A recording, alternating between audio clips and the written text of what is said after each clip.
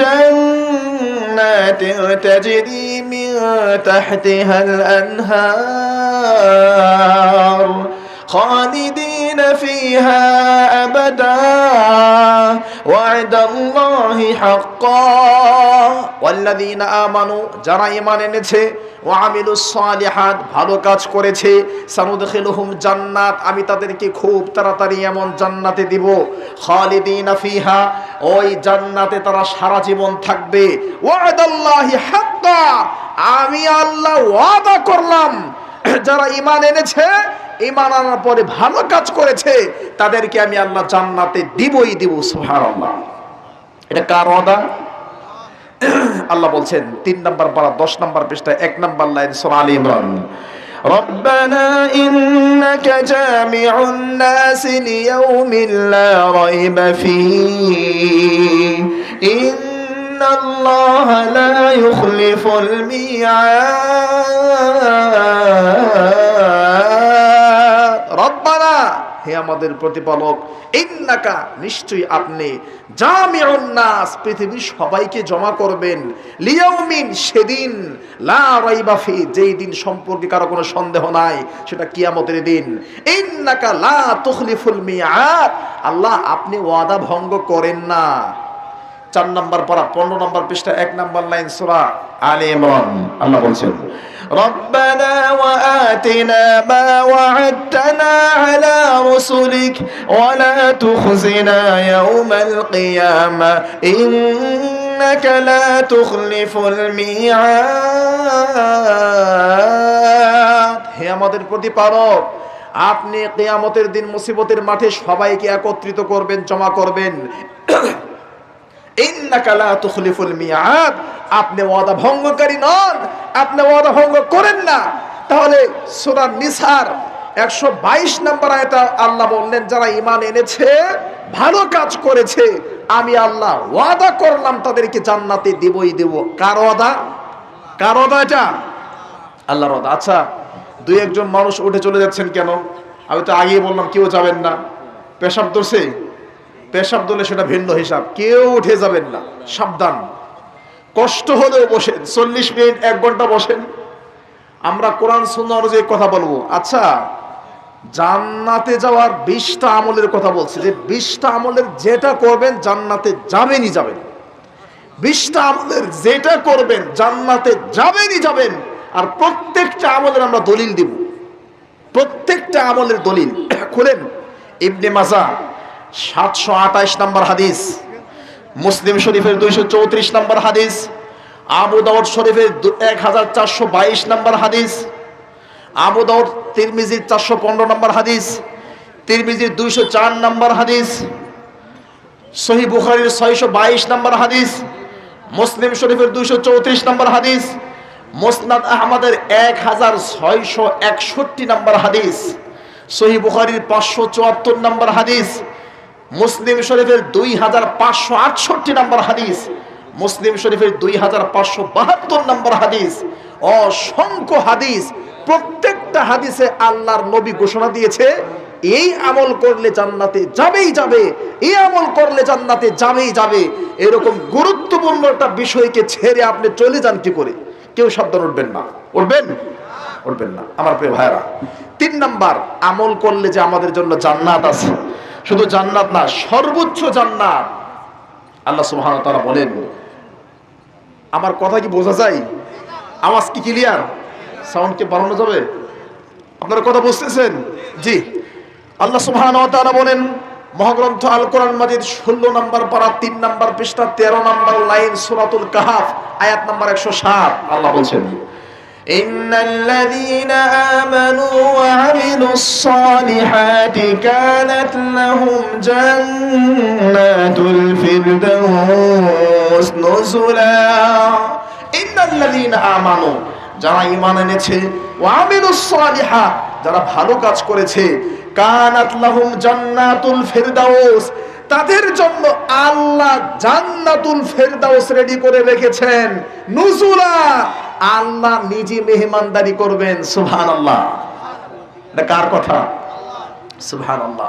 আমার প্রিয় ভাইরা, কোরআনুল কারীম থেকে 5 নম্বর দলিল আল কোরআন পারা নম্বর 14 পৃষ্ঠা নম্বর 17 লাইন নম্বর 4 এবং 5 সূরাতুন নাহল আয়াত নম্বর 97। আল্লাহ বলছেন যারা ঈমান এনেছে ভালো কাজ করেছে আমি আল্লাহ তাদেরকে উত্তম জীবন দেব। সুবহানাল্লাহ। কোরআন থেকে 6 নম্বর দলিল, এরপর আমরা হাদিসে চলে যাব। 6 নম্বর দলিল কোরআন থেকে, মহাগ্রন্থ আল কোরআন 24 নম্বর পার 10 নম্বর পৃষ্ঠার 15 নম্বর লাইন, সূরা গাফির সূরা মুমিন আয়াত নম্বর 40। আল্লাহ কি বলছেন শুনেন, من عمل صالحا من ذكر أو أنثى وهو مؤمن فأولئك يدخلون الجنة ولا يرزقون بغير حساب من عمل صالحا من ذكر أو أنثى وهو مؤمن।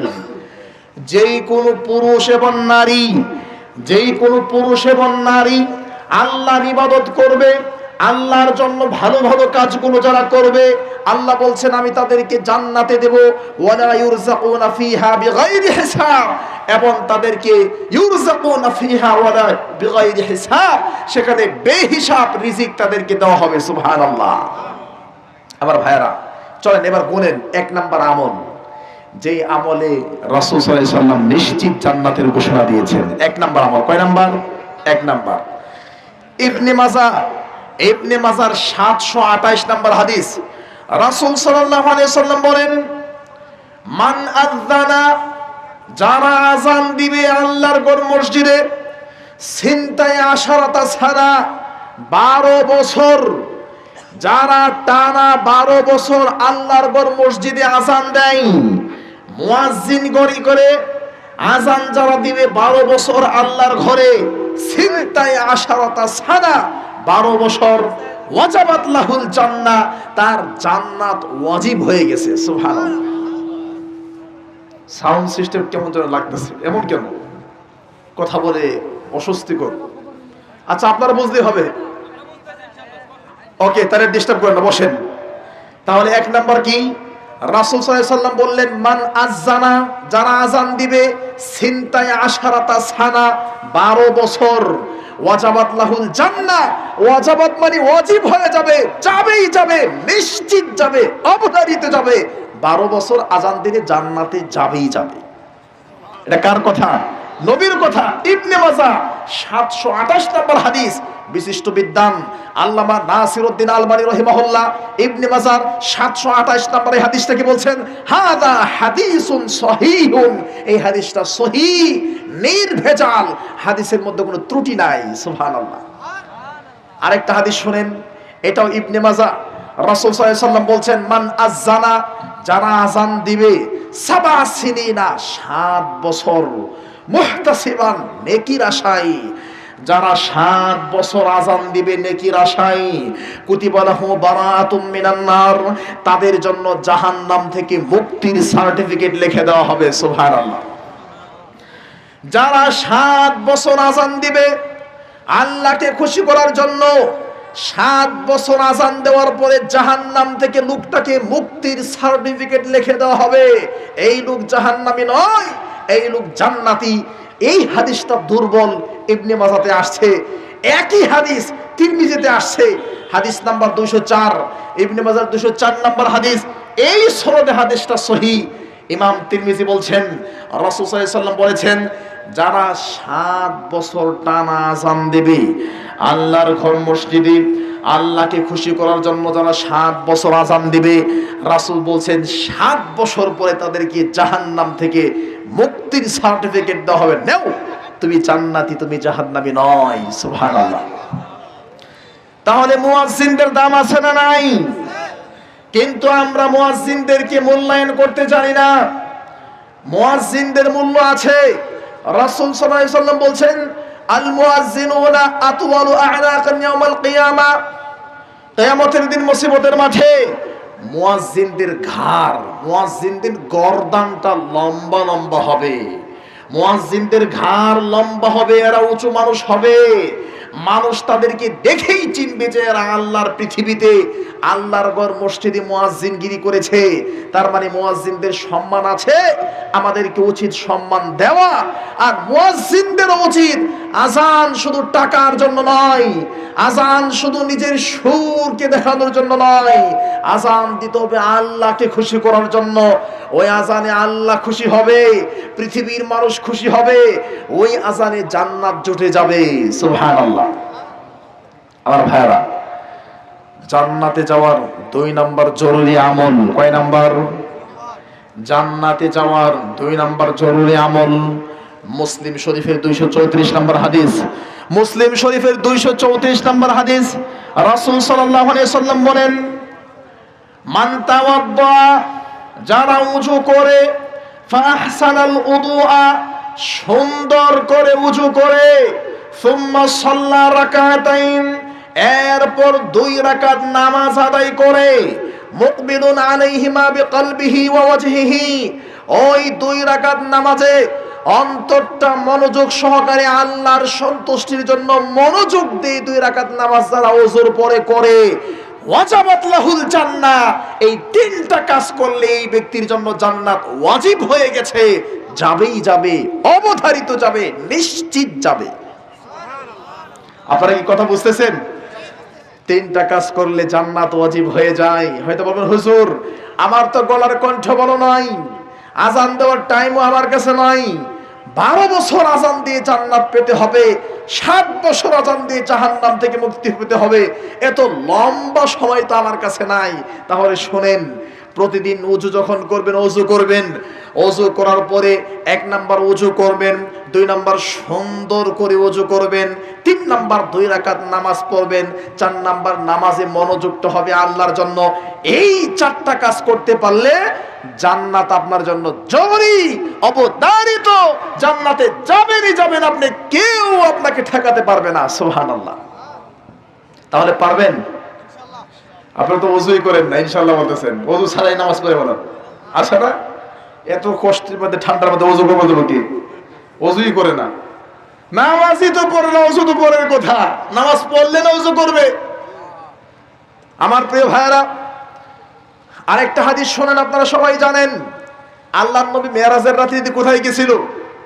আল্লাহর কাছে গেছিল। আল্লাহর নবী তখন জান্নাত দেখে আসছে। আপনারা শুনেন নাই? জান্নাত দেখে আসছে, জাহান্নাম দেখে আসছে। তিরমিজির হাদিস, রাসূল সাল্লাল্লাহু আলাইহি সাল্লাম মেরাজের রাত্রি শেষ করে পরের দিন সকালে বলছে, ইয়া বিলাল, হে বেলাল, বিমা সাবাক্তানি ফিল জান্নাহ, আচ্ছা তুমি এমন কি আমল করো, আমি জান্নাতে দেখলাম আমার সামনে দিয়ে তুমি হেঁটে হেঁটে চলে যাচ্ছ। বেলাল, কি এমন আমল তুমি করো, জান্নাতে দেখলাম আমার সামনে দিয়ে তুমি হাঁটতে হাঁটতেছ, ব্যাপারটা কি?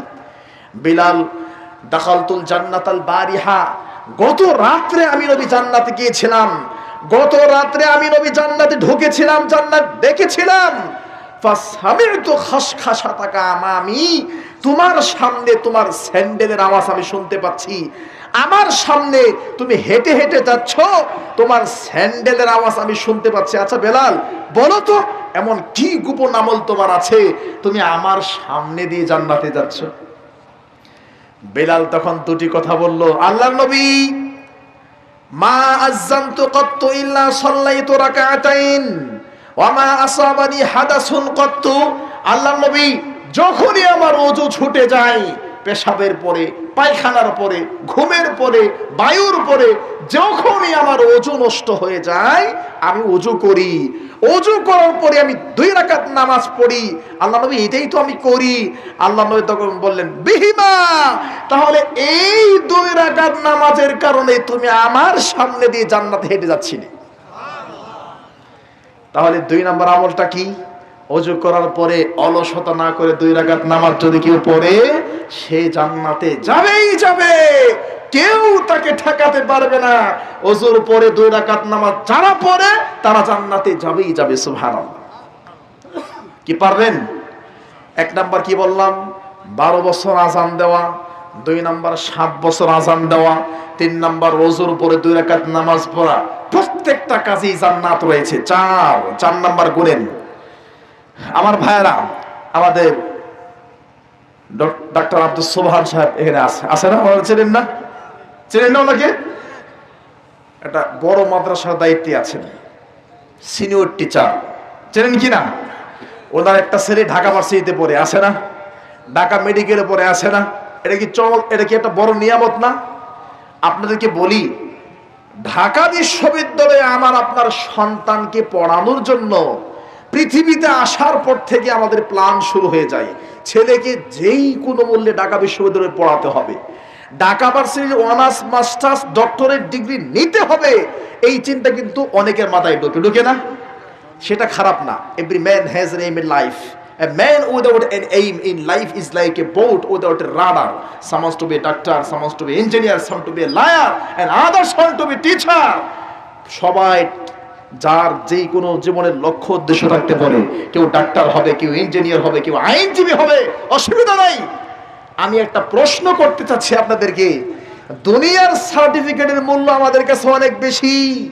ছেলেকে ঢাকা বিশ্ববিদ্যালয়ে পড়াতে হবে, যার জন্য পিএসসি পরীক্ষায় অতিরিক্ত টিচার নিয়োগ দিলাম, জেএসসি পরীক্ষায় অতিরিক্ত টিচার নিয়োগ দিলাম, এইটের পরীক্ষা, এসএসসি পরীক্ষায়, দাখিল পরীক্ষায় অতিরিক্ত টিচার দিলাম, প্রাইভেট টিচার 5 জন 7 জনই পড়াবে।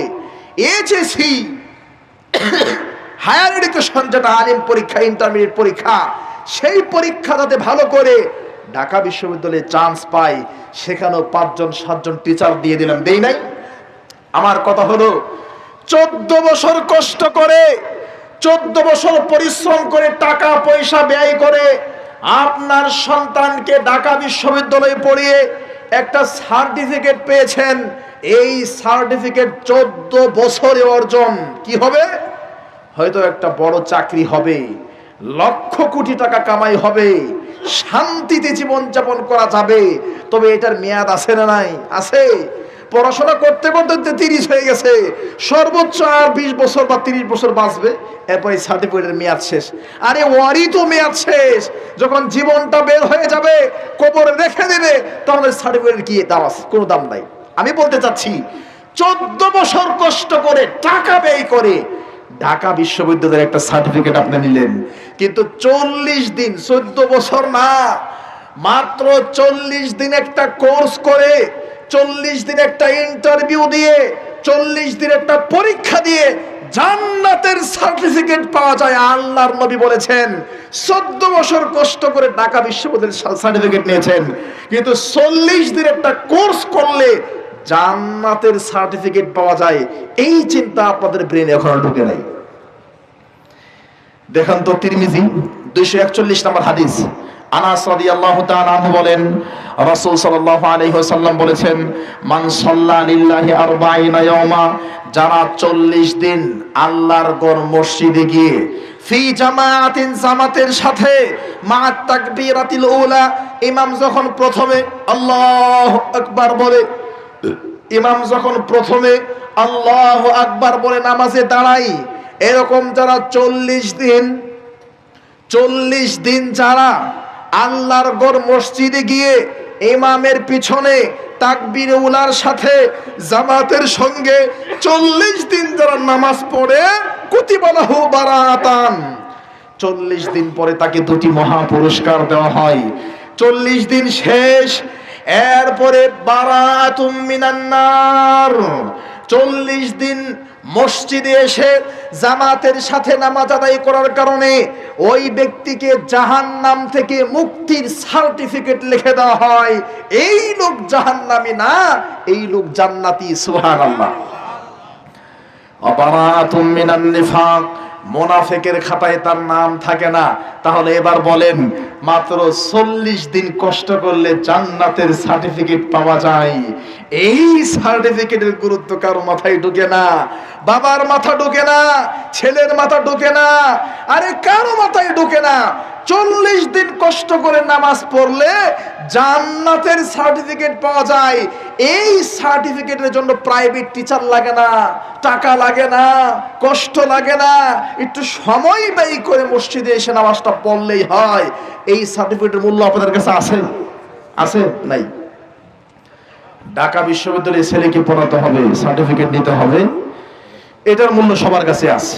নাউযুবিল্লাহি মিন যালিক। আমার ভাইরা, তাহলে 4 নাম্বার আমলটা কি বললাম? 40 দিন আল্লাহর ঘর মসজিদে গিয়ে জামাতের সাথে নামাজ আদায় করা। এটা করতে পারলে আল্লাহ কি দিবেন? 40 দিন পর আমাদেরকে জাহান্নাম থেকে মুক্তির সার্টিফিকেট লিখে দিবেন। আল্লাহু আকবার। কি রাজি আছেন? করবেন? করবেন এই আমলটা? 40 দিন পরীক্ষা দিয়ে, ইন্টারভিউ দিয়ে, কোর্স করে একটা জান্নাতের সার্টিফিকেট নেবেন না? হ্যাঁ, এই কোর্সে ভর্তি হলে টাকা লাগে না, এই কোর্সে ভর্তি হলে ইন্টারভিউ দেওয়া লাগে না, এই কোর্সে ভর্তি হলে আলিম পাস, ইন্টার পাস, কোনো পাশের শর্ত নাই।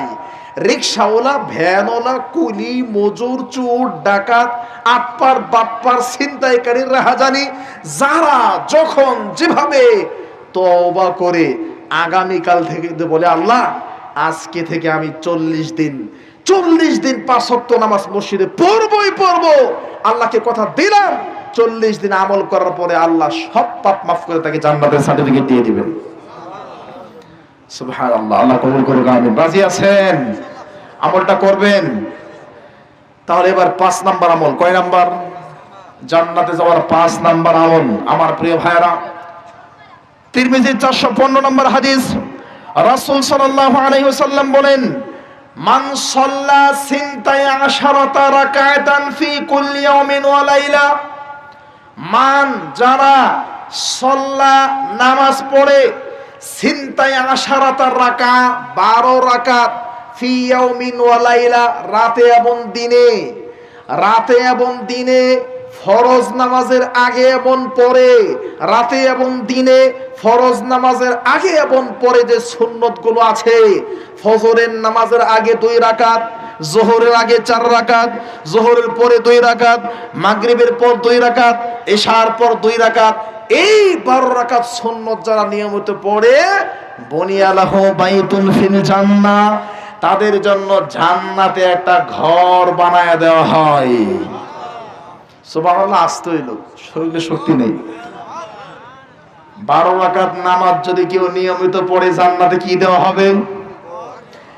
আরে জান্নাতের ঘর তো দূরে বললাম, যদি এখান থেকে মাহফিল কমিটি বলে যে যারা প্রতিদিন 12 ঘন্টা এখানে মাটি কাটবে, আগামীকাল সকাল থেকে, আগামীকাল ফজরের পর থেকে কাঁধে কোদাল নিয়ে আর জুতা ছাড়া 1 কিলোমিটার হেঁটে যেতে হবে এই ঠান্ডার মধ্যে, এরপরে বেলা 12টা পর্যন্ত টানা মাটি কাটতে হবে নাস্তা খাওয়া ছাড়া, এইরকম যারা 5 বছর কষ্ট করবে, নকলা শেরপুর বাইটকান্দি বাজারে একটা দোকান দেওয়া হবে, দোকানের দাম 1 কোটি টাকা। 1 কোটি টাকার এই দোকান নেওয়ার জন্য আগামীকাল সকাল থেকে জুতা ছাড়া কাঁধে কোদাল নিয়ে 1 কিলোমিটারের জায়গায় 2 কিলোমিটার হাঁটবে।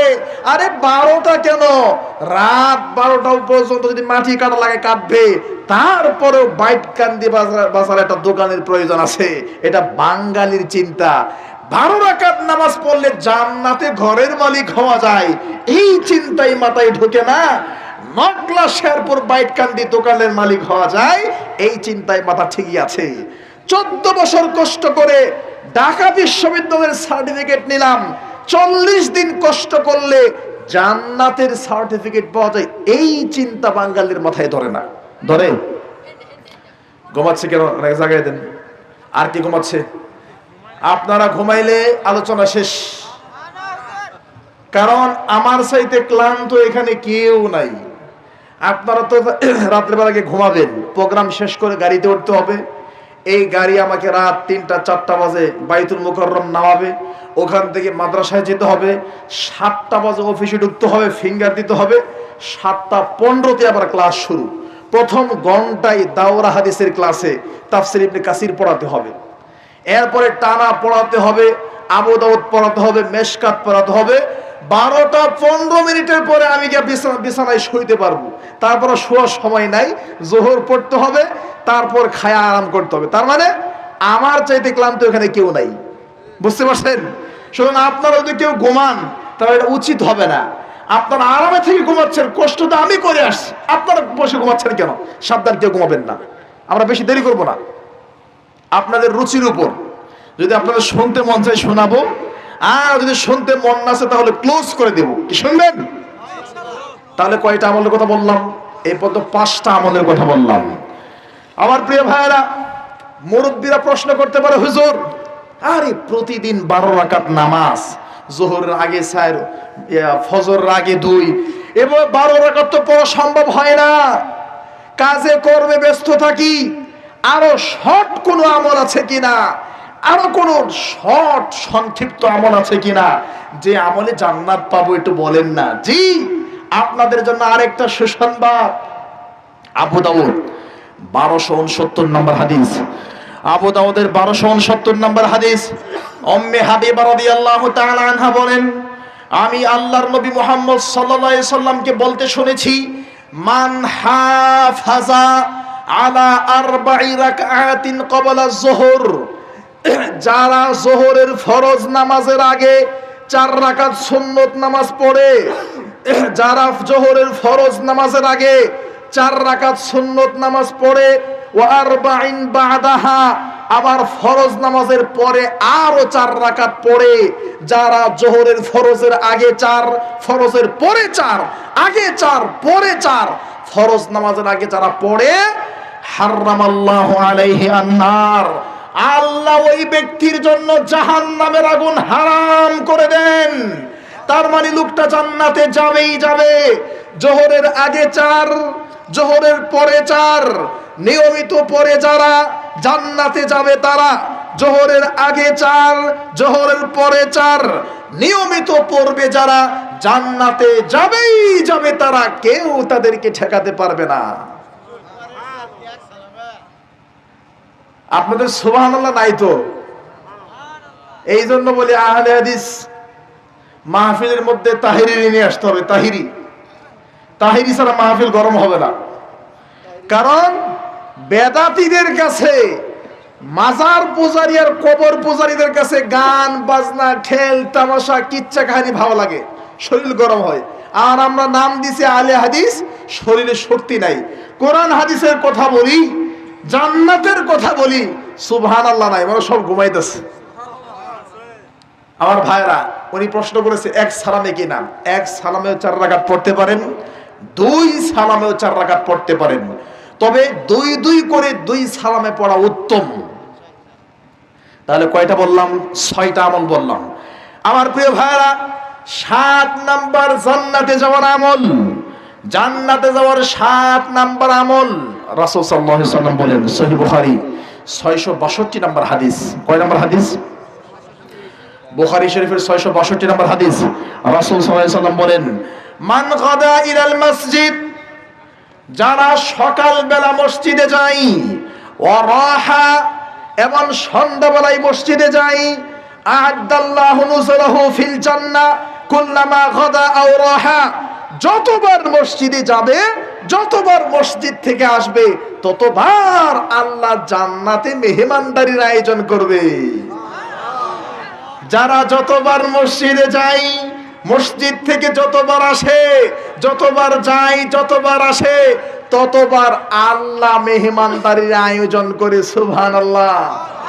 আমাদের ডাক্তার আব্দুল সুবহান সাহেব যদি মেহমানদারির আয়োজন করে, আর একটু আগে যিনি চেয়ারম্যান প্রার্থী আছে উনি করলে তো আরো দাম বেড়ে গেল, এমপি করলে তো কোথায় নাই, আরে মন্ত্রী করলে তো মাথায় ঠিক নাই, মন্ত্রী আমাকে দাওয়াত দিয়েছে, আর প্রধানমন্ত্রী দিলে তো কথাই নাই। এটা হলো দুনিয়ার অবস্থা। আল্লাহ নিজে মেহমানদারির আয়োজন করে কার জন্য? যে মসজিদে যাই সকালে, যে মসজিদে যাই সন্ধ্যায়, যার অন্তরটা মসজিদের সাথে ঝুলন্ত। সুবহানাল্লাহ। সহিহ বুখারী 660 নম্বর হাদিস। আপনারা জানেন রাসূল সাল্লাল্লাহু আলাইহি ওয়াসাল্লাম বলেছেন, কিয়ামতের দিন মুসিবতের মাঠে আল্লাহর আরশের ছায়ায় 7 শ্রেণীর মানুষ জায়গা পাবে। ওই 7 শ্রেণীর মানুষের মধ্যে 1 শ্রেণীর মানুষ কারা?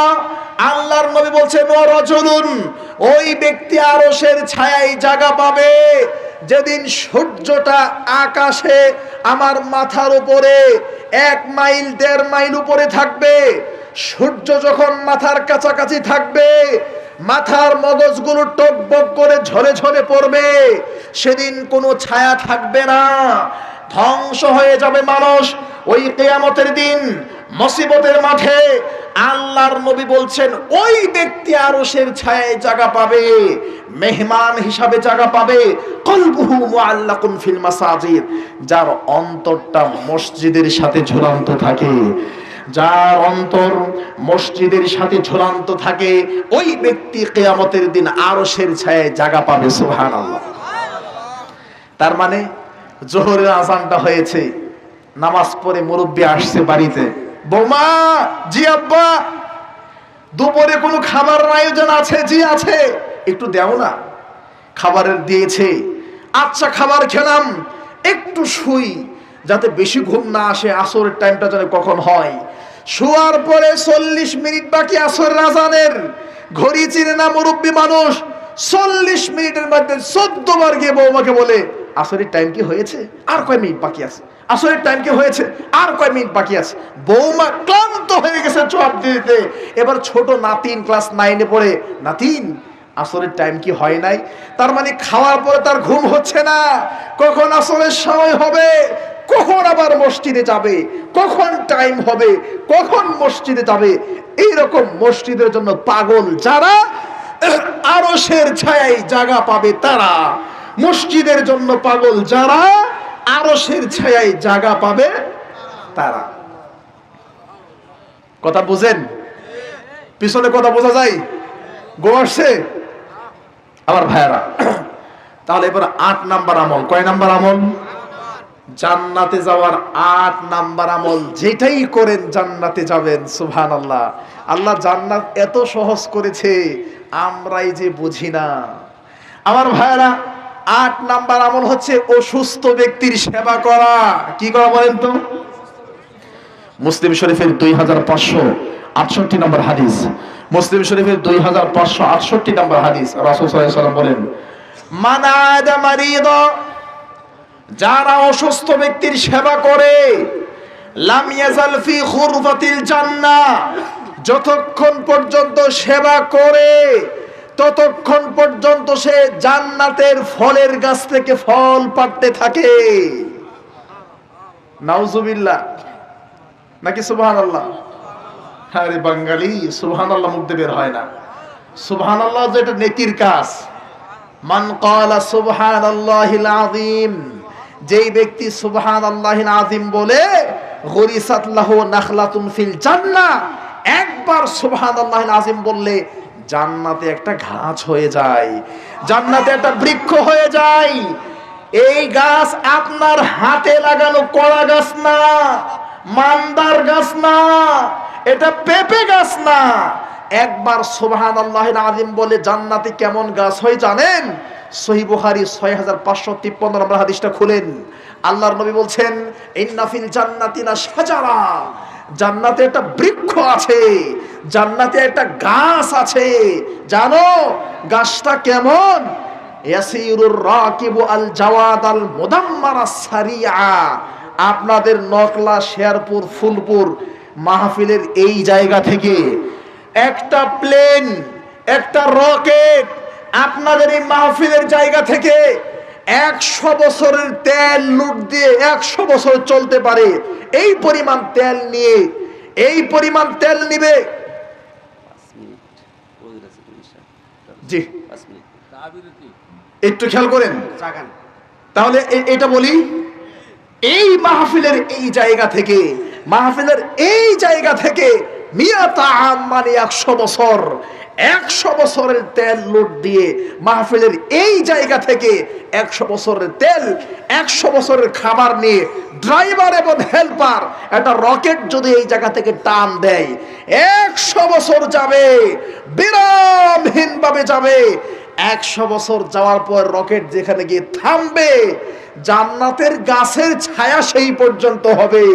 তাহলে গাছ কত বড় হবে, গাছের ডাল কত বড় হবে, গাছের শিকড় কত বড় হবে, আরে বাপ রে বাপ, জান্নাতি কত বড় হবে।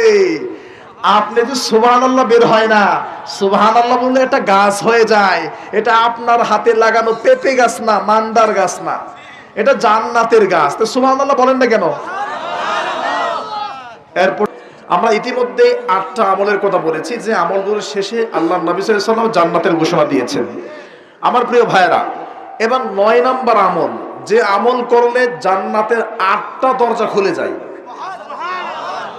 আমাদের মাহফিলের যদি 8টা গেট থাকে, 8টা গেটের প্রত্যেকটা গেট দিয়ে যদি আমাদের চেয়ারম্যানকে ডাকে, এদিক দিয়ে আসেন, ওয়েলকাম টু এন্ট্রি দিস মাহফিল, আপনি এই গেট দিয়ে মাহফিলে আসেন, 8টা দরজা না 8টা দিয়ে যদি কাউকে ডাকা হয়, মনটা ভরে যাবে যে আমরা খুব সম্মান করছি।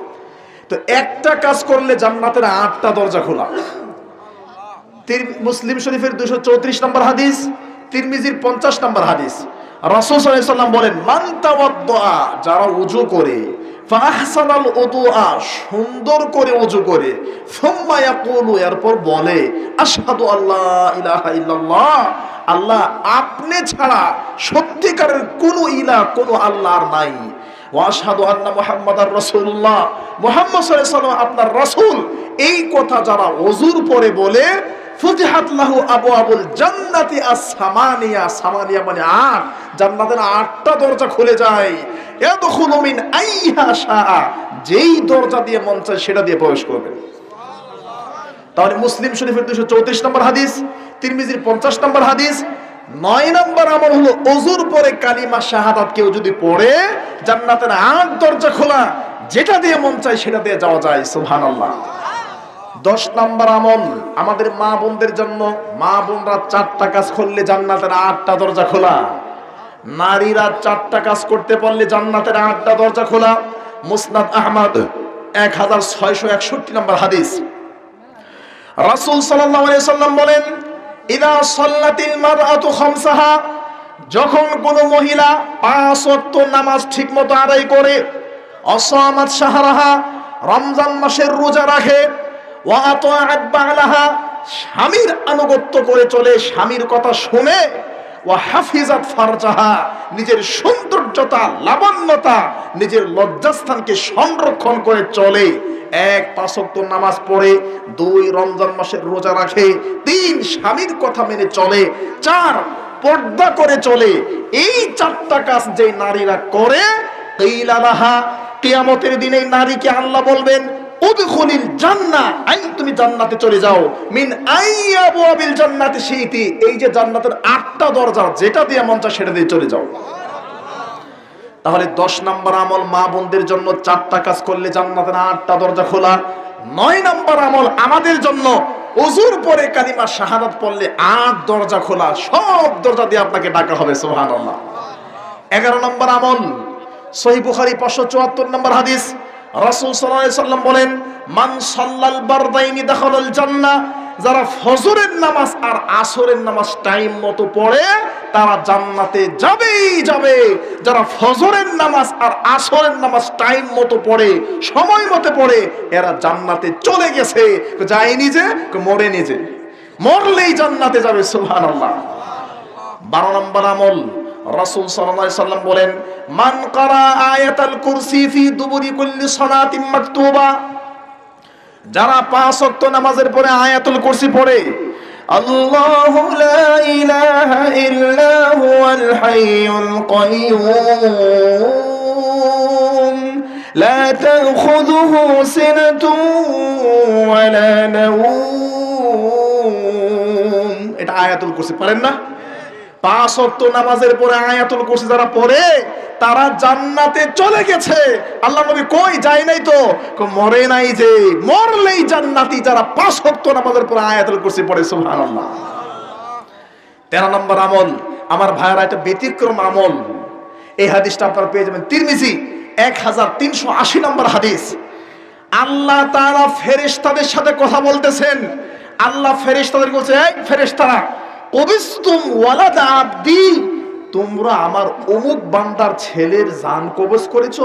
কবিস্তুম, কবজ করেছো, ওয়ালাদ আবদি, আমার বান্দার অমুক সন্তান, ছোট বাচ্চা, 2 বছরের বাচ্চা, 3 বছরের বাচ্চা যখন মারা যায়, আল্লাহ ফেরেশতাকে বলে, এই ফেরেশতারা, তোমরা আমার বান্দার কলিজার টুকরার জান কবজ করেছো। ফেরেশতারা বলে, জি আল্লাহ করেছি। আমার আল্লাহ প্রশ্ন করেন, কবিস্তুম সামারাতা ফুয়াদি, তার কলিজা, তার অন্তর, তার ভালোবাসা, ছোট্ট একটাই ছেলে, তাকে তোমরা মরণ দিয়েছো। ফেরেশতারা বলে জি আল্লাহ দিয়েছি। আল্লাহ 3 নম্বর প্রশ্ন করে, আচ্ছা যখন তার একটা মাত্র ছেলে, 2 বছর বয়স, 12 বছর চেষ্টার পরে একটাই ছেলে হয়েছে, 2 বছর বয়সের বাচ্চা, তাকে যখন পানির মধ্যে ফেলাইয়া মরণ দিলা, তখন আমার বান্দা কি বলেছে? তখন ফেরেশতারা বলে হামিদাকা, আপনার বান্দা আপনার প্রশংসা করেছে। ওয়াস্তারজা, এরপর বলছে ইন্না লিল্লাহি ওয়া ইন্না ইলাইহি রাজিউন। আল্লাহ তখন খুশি হয়ে বলে ইবনু লিআবদি বাইতান ফিল জান্নাহ, আমার বান্দাকে আমি একটাই ছেলে দিয়েছিলাম, 2 বছর পরে তাকে মরণ দিয়েছি, সে আমাকে গালি দেয় নাই, আমার উপর রাগ করে নাই, সে আলহামদুলিল্লাহ পড়েছে, এরপর ইন্নালিল্লাহ পড়েছে। আচ্ছা আমার এই বান্দার জন্য জান্নাতে একটা ঘর বানাও, ওয়াসাম্মুহু বাইতুল হাম, এই ঘরের নাম হবে বাইতুল হাম, প্রশংসার ঘর। আমরা সবাই জানি মানুষ মারা গেলে ইন্নালিল্লাহ পড়তে হয়। এই হাদিসে আল্লাহ নবী বলছে প্রিয় বস্তু সন্তান, ইন্নাল ওয়ালাদা মাবখালাতুন মাজবারাতুন, সন্তান ভালোবাসা, সন্তান কার্পণ্যতার কারণ, সন্তানকে সবাই ভালোবাসে। সন্তান মারা গেলে যারা আলহামদুলিল্লাহ পড়ে এরপর ইন্নালিল্লাহ পড়ে, তাদের জন্য জান্নাতে আল্লাহ ঘর বানাবেন, ওই ঘরের নাম বাইতুল হাম, প্রশংসার ঘর। সুবহানাল্লাহ। আর আমরা তো ময়মনসিংহ ত্রিশালের মানুষ, আমাদের ত্রিশালে আছে সন্তান যদি মারা যায়, বিদ্যুৎ শর্ট খেয়ে রাস্তায় গাড়ির নিচে পড়ে পানিতে পড়ে মারা গেলে, মানুষ বলে আল্লাহর কি চোখ নাই? আল্লাহ আমার ছেলেকে দেখলো, আমার মেয়েকে দেখলো, আল্লাহর কি চোখ নাই? না, এই বাক্যগুলো বলা যাবে না, এতেই কল্যাণ আছে। আপনি জানেন আপনার এই সন্তানটা জান্নাতে সেবক হবে। বিভিন্ন দেশের প্রেসিডেন্ট, বিভিন্ন পার্লামেন্ট সদস্য, হাই কোয়ালিটির কোনো ব্যক্তি যখন কোনো দেশে আসে, দেখবেন ছোট্ট বাচ্চারা ফুলদানি নিয়ে, ফুলের তোড়া নিয়ে দাঁড়ায় থাকে, ছোট বাচ্চারা ফুল দিয়ে রিসিভ করে।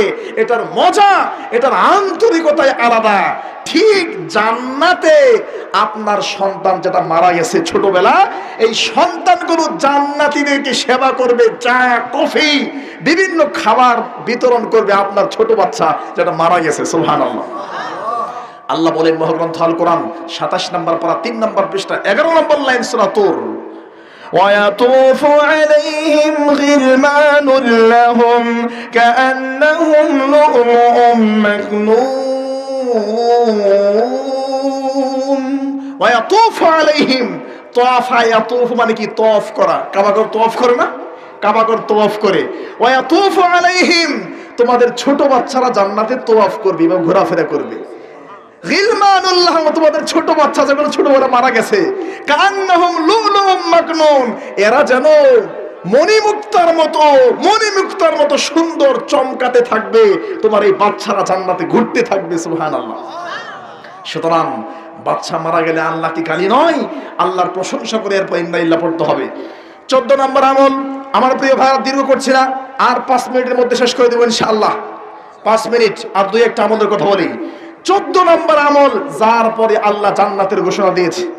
তিরমিজির 2572 নম্বর হাদিস, রাসূল সাল্লাল্লাহু আলাইহি সাল্লাম বলেন মান সাআলাল্লাহাল জান্নাতা সালাসা মাররাত, যারা আল্লাহর কাছে 3 বার জান্নাত চাই, বলে আল্লাহ, হে আল্লাহ ইন্নী আসআলুকাল জান্নাহ, আমি আপনার কাছে জান্নাত চাই।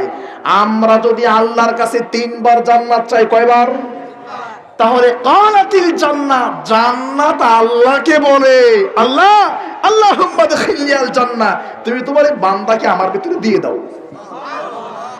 কোন বান্দা যদি আল্লাহর কাছে বলে আল্লাহ জান্নাত দাও, আল্লাহ জান্নাত দাও, আল্লাহ জান্নাত দাও, এই কথা বললে জান্নাত আল্লাহকে বলে আল্লাহ তোমার বান্দাকে আমার ভিতরে দিয়ে দাও। ওমান ইস্তাজারা মিনান নারি সালাসা মাররাত, আর যারা 3 বার জাহান্নাম থেকে মুক্তি চায়, 3 বার জাহান্নাম থেকে মুক্তি চাইলে জাহান্নাম আল্লাহকে বলে আল্লাহ আমার ভিতর থেকে তোমার এই বান্দাকে বের করে দাও। তাহলে 3 বার জান্নাত চাইলে জান্নাতে যাওয়া যায়, 3 বার জাহান্নাম থেকে মুক্তি চাইলে জাহান্নাম থেকে মুক্তি পাওয়া যায়। আমার প্রিয় ভাইরা, 15 নম্বর আমল, ইবনে মাজার হাদিস, রাসূল সাল্লাল্লাহু আলাইহি ওয়াসাল্লাম বলছে, আল্লাহ বলেন ইবনে আদম, হে আদম সন্তান, ইন সাবারতা, তুমি যদি সবর করো, ওয়াহতাসাবতা, নেকির আশা করো, ইনদা সাদামাতিল উলা, বিপদের শুরুতেই, মানে যখন বিপদ আসছে তখনই সবর করছেন, যাক আল্লাহ ভরসা। এরকম কেউ যদি করে, ফালাম আরদিলাকা সওয়াবান, আমি আল্লাহ তোমারে কোনো নেকি দিয়ে খুশি করতে চাই না, দুনাল জান্নাত, ডাইরেক্ট জান্নাতটাই তোমাকে দিতে চাই। কেউ যদি বিপদে পড়ে সবর করে নেকির আশা করে, আল্লাহ বলছে তোমাদের কোনো পুরস্কার দিয়ে আমি খুশি করতে চাই না, একটাই পুরস্কার তোমাকে দিতে চাই, সেটা জান্নাত। তার মানে মাহফিলে আসছেন, বাটা কোম্পানির 2000 টাকা দিয়ে একজন জুতা কিনে জুতাটা ওই সাইডে রেখেছেন, জুতা ওই সাইডে রেখে এখানে মাহফিল শেষ করে জুতাগুলো আর খুঁজে পাচ্ছেন না। এবার জুতা চুররে গালি দিলেন, তার মারে গালি দিলেন, মাহফিল কমিটির গালি দিলেন, সবার গালি দিলে দিয়া যখন পাচ্ছেনই না, তখন বললো যা যা হওয়ার হয়েছে, দিবে না কিয়ামতের দিন। তো কিয়ামতের দিন দেওয়ার আগে তো আপনিই দিয়ে দিচ্ছেন যা দেওয়ার, আর কি দিবে? এই যে না পাইরে যে বললেন দিবে না কিয়ামতের দিন, এতে কোনো লাভ হয় নাই। আর শুরুতে যদি বলেন ইন্না লিল্লাহি ওয়া ইন্না ইলাইহি রাজিউন, এটা পড়লে আল্লাহ আপনাকে জান্নাত দিবেনই দিবেন। সুবহানাল্লাহ। আজকে বাইতুল মুকাররমের সামনে গুলিস্তানের পাশে একটা মসজিদ, নাজিরা বাজার বড় জামি মসজিদ, কয়েক হাজার মুসল্লি নামাজ পড়ে, 4 তলা 5 তলা মসজিদ। জুমার খুতবায় এই হাদিস বলেছে। তা আমার পায়ে যে জুতাগুলো ছিল এগুলো দুবাই থেকে একজন পাঠিয়েছে, অনেক দামি জুতা, আমার পায়ের জুতাগুলো। তো জুমার খুতবা দিয়ে শেষ করে এখানে আসবো মাহফিলে, বের হয়ে আমার জুতা আমি পাই না। তো আমার ছাত্র বলতেছে ওস্তাদজি হাদিসের উপর আমল হয়েছে। বলো হ্যাঁ ঠিকই বলছে, হাদিসের উপর আমল হয়েছে, আমার জুতা আমি পাই নাই, পুরো অন্য জুতা নিয়ে আসছে। আরেকটা ঘটনা বলি, মদিনা ইউনিভার্সিটিতে প্রায় 5 বছর পড়াশোনা করলাম, ফ্যামিলি সহ ছিলাম। আল্লাহর নবীর কবরের পাশে আমাদের বাসা ছিল। মসজিদে কেবলাতাইন, 2 কেবলার মসজিদ, যেখানে নবী ইমামতি করতেছিলেন। বাইতুল মাকদেস ফিলিস্তিনের দিকে তাকায় আল্লাহ নবী নামাজ পড়তেছিলেন, কেবলা পরিবর্তন হয়ে কামার দিকে হয়। ওই মসজিদের সামনে আমার বাসা ছিল। মসজিদে নববীতে গেলাম, আসরের নামাজ পড়ে আমি বসে আছি, স্যান্ডেলগুলো সামনে রেখে। তো একটু পরে পরে কিন্তু ওটা পরিষ্কার করা হয়, লক্ষ লক্ষ মানুষ, নবীর মসজিদ। তো আমার বাটা স্যান্ডেলগুলো রেখে বাড়িতে কথা বলতেছে। তো ওইগুলো যারা পরিচ্ছন্ন কর্মী কাজ করে তারা মনে হয় উঠে এনে ডাস্টবিনে ফেলাই দিছে। এখন প্রচন্ড গরম, মরুভূমির দেশ, ইউনিভার্সিটি থেকে মসজিদে নবী প্রায় 5 কিলোমিটার। আমার পকেটে আছে 5 রিয়াল, 10 রিয়াল নাই। এই 5 রিয়ালে জুতা দিবে না। তার মানে আমাকে হেঁটে হেঁটে এই মরুভূমির বালু পাড়ায়া গাড়িতে উঠতে হবে, তারপরে ইউনিভার্সিটি যেতে হবে। তো জুতা যখনই পাইলাম না তখনই বললাম ইন্না লিল্লাহি ওয়া ইন্না ইলাইহি রাজিউন, আল্লাহ আমরা আপনার জন্য আপনার কাছে ফিরে যাব।